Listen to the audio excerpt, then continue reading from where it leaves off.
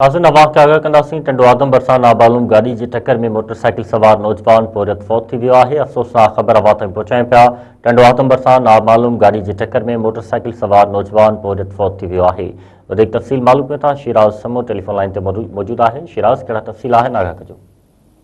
जी, टंडवागम में अफ़सोसनाक वाक़ियो पेश आयो आहे। सिटी थाने जी हद आहे, हैदराबाद रोड, उते जूस फैक्ट्री लॻ हिकु तेज़ रफ़्तार नामालूम गाॾी जेका मोटरसाइकिल खे ज़ोरदार टकराई, जंहिंजे नतीजे में ॻोठ बाबू कात्यार जो रहवासी आहे 25 वरनि जो रमेश वलद अन्यो कोहली, जेको थॾे ते फ़ौत थी वियो ऐं गाॾी जेका आहे उहा ड्राइवर काए फरार थी वियो।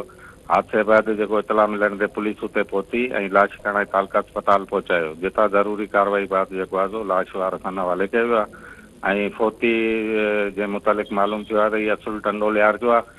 हिते जेको आहे सो मज़ूरीअ सांगे आयल हो ऐं शादीशुदा हो, 3 ॿारनि जो पीउ हो ऐं हिन वक़्तु जेको आहे सो ॻोठ मां कमु सांगे शहर अची रहियो मोटरसाइकिल ते, त इहो वाक़ियो पेश आयो। जी, अञा को केस वग़ैरह दाख़िल कोन थियो आहे, नई का गिरफ़्तारी अमल में आई आहे।